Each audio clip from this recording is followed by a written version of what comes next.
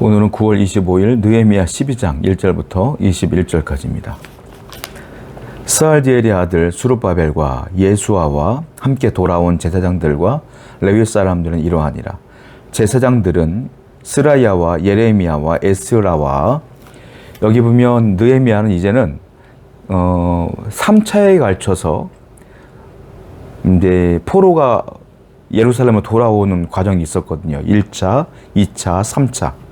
그런데 느헤미야는 이번에는 맨 처음 1차 포로 귀환 때 돌아오신 성도들, 그 제사장들을 이름을 기록하고 있는 거예요.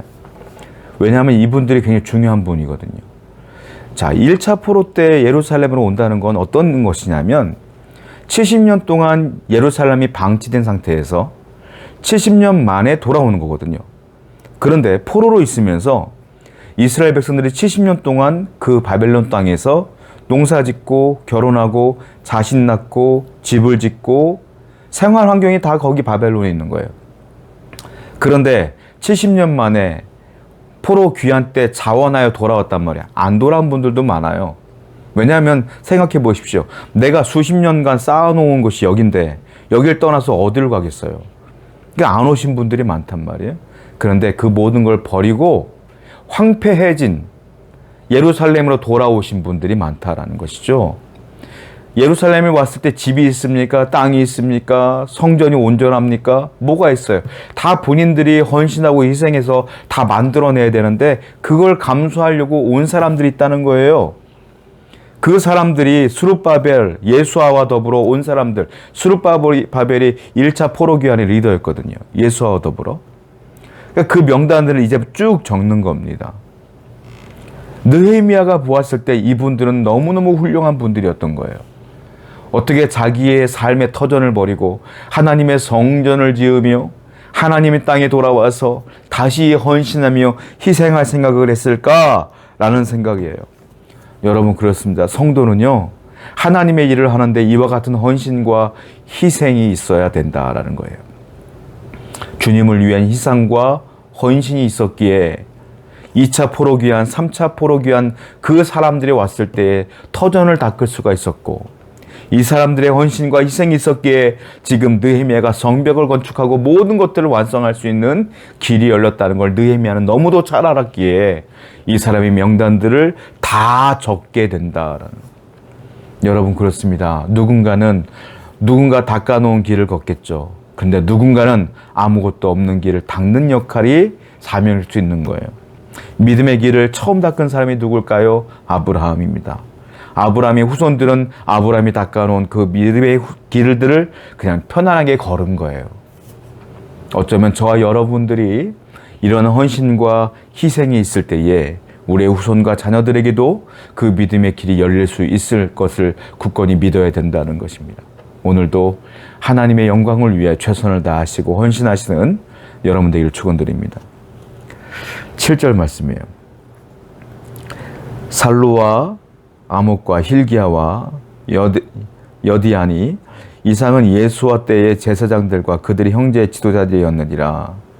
여기 보면은 그 첫 출발했을 때의 사람들, 그 사람들과 함께 왔던 사람들의 명단이 또 적혀 있다라는 겁니다. 이 사람들은 영광스러운 그 당시의 지도자들이었어요. 그 지도자들의 이름을 다 적고 있는 거예요. 느헤미야가 이 지도자들의 이름을 다 적은 이유가 있어요. 그건 뭐냐면 아까 말씀드린 것처럼 이 사람들의 헌신과 희생이 있었기 때문에 지금 오늘날 우리가 있는 것이다 라는 것들을 말해주기 위함입니다.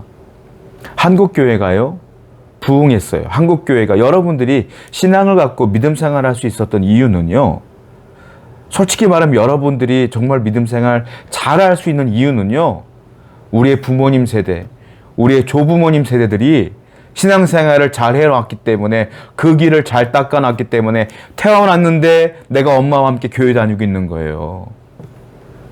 태어났는데 가는 길마다 교회가 있는 거예요. 그러니까 수월하게 교회를 들어갈 수가 있었던 것이죠. 우리의 선조들의 믿음이 우리에게 이렇게 수월한 믿음의 영역까지 허락해 준 거 아니겠습니까? 후손들인 우리는 선조들의 믿음에 감사해야 돼요. 그리고 또 우리의 후손들이 있잖아요. 그 후손들을 위하여 지금 우리가 믿음의 길을 잘 닦아놔야 된다. 우리 자녀들에게, 우리의 후손들에게 그 신앙을 물려줘야 되기 때문에 그렇습니다. 그러니까 첫 번째로 여러분들의 신앙을 잘 지키세요. 그리고 우리 자녀들에게 신앙을 잘 물려줄 수 있는 하나님의 은혜의 순간들이 저 여러분 가운데 있기를 축원드립니다.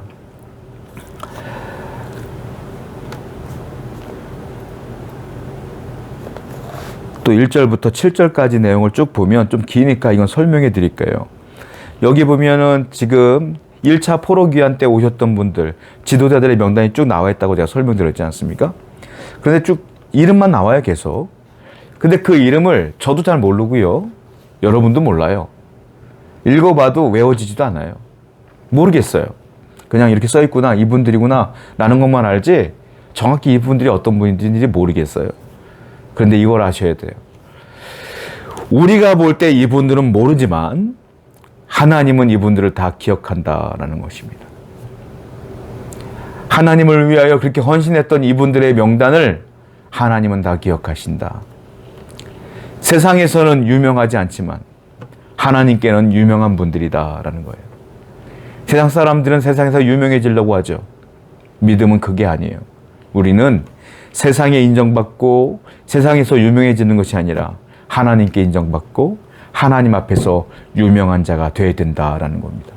그게 뭘까요? 그게 성도다. 그게 우리가 살아가야 될 존재의 목적이다라는 거예요. 오늘도 세상이 아니라 하나님 앞에서 유명해지는 저와 여러분 되기를 축원드립니다. 이 희생과 헌신을 하나님이 다 기억한다는 것이죠. 8절이에요. 레위 사람들은 예수아와 빈누이와 감미엘과 세레비아와 유다와 마따냐니, 이 마따냐는 그의 형제와 함께 찬송하는 일을 맡았고, 마따냐는 하나님을 찬송하는 일의 책임자였고 그 일을 감당했다라는 것입니다. 마따냐가 하는 일은 늘 하나님을 찬양하는 거예요. 누가 찬양해요? 감사가 있으니까 찬양해요. 은혜가 있으니까 찬양해요. 우리가 해야 될 일, 귀하고 귀한 일이 뭐겠어요? 찬양하는 일이에요. 누가 찬양해요? 다시 말씀드립니다. 감사가 있어야 찬양해요. 저 여러분들에게는 하나님의 은혜를 늘 감사하는 은혜의 기억들이 있기를 바라요. 그리고 현재는 하나님의 은혜를 누리는 그 신앙이 있기를 바라요. 그리고 앞으로 그 은혜가 계속 있을 거라는 소망을 품기를 바라요. 그래야 할 때 우리의 삶 자체가 찬양의 삶이 된다라는 거예요. 오늘도 하나님을 찬양하고 하나님께 감사하고 현실에서 또한 감사하며 또 미래를 소망하는 저 여러분 되기를 축원드립니다. 10절입니다. 예수아는 요야김을 낳고 요야김은 엘리야십을 낳고 엘리야십은 요야다를 낳고 요야다는 요나단을 낳고 요나단은 얏도아를 낳았느니라. 여기 보면 10절과 11절을 보면 낳았고 이렇게 표현하고 있어요. 이게 실질적으로 낳았다는 뜻도 있겠지만 이게 어떤 의미냐면 내 모든 것들을 흘려보냈다는 뜻이에요. 즉 선조들의 믿음을 후손들에게 계속 흘려보냈다. 그래서 그 후손들이 하나님을 섬기는 일을 가장 최우선으로 삼도록 만들었다. 낳았다는 게 뭡니까? 내 유전자가 그대로 흘러갔다는 소리거든요. 가르쳤단 말 쓰지 않아요. 낳았다라고 말해요. 그러니까 그 자녀들도 그렇게 하나님을 섬기게끔 했다. 후손들도. 여러분, 우리에게 중요한 게 이게 있어요. 우리 자녀들도 우리가 하나님을 섬기는 것처럼 그들도 하나님을 최우선으로 섬길 수 있는 믿음을 갖게 하기 위해서 기도하고 가르치고 함께 예배하는 그런 가족이 되어야 될 줄로 믿습니다. 그래서 저와 여러분들도 우리 자녀들에게 우리 이 신앙을 낳았고 라는 단어로 흘려보낼 수 있어야 된다는 것입니다. 그래서 우리 가문이, 우리 교회 전체가, 여러분의 가정이 하나님만을 섬기고 하나님의 은혜로 살아가기를 축원드립니다. 기도하겠습니다. 하나님 아버지여, 부모의 믿음을 자녀에게로 잘 흘려보낼 수 있는 신앙의 역량을 허락하여 주시고 우리의 믿음을 통하여 자녀들이 잘 양육받을 수 있도록 인도하여 주시옵소서. 예수님의 이름으로 기도드렸습니다. 아멘.